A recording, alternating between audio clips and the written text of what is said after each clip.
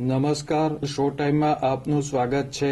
ભાવનગરના સુભાષનગર હમીરજી પાર્ક પાસે આવેલી પ્રધાનમંત્રી આવાસ યોજનામાં ભાડે આપી દેવામાં આવેલા 46 આવાસ મહાનગરપાલિકા દ્વારા સીલ કરવામાં આવ્યા છે।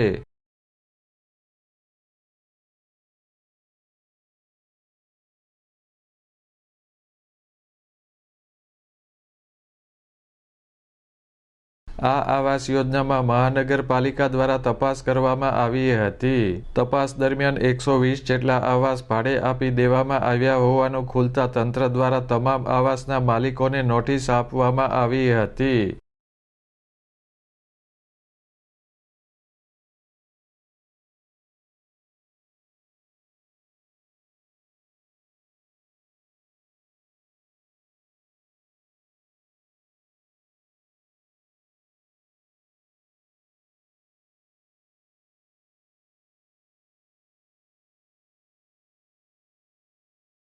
નોટિસ આપી હોવા છતાં 46 જેટલા આવાસ ભાડે આપેલા જણાતા આજે મહાનગરપાલિકાની ટીમ દ્વારા આ આવાસોને સીલ મારી દેવાયા છે।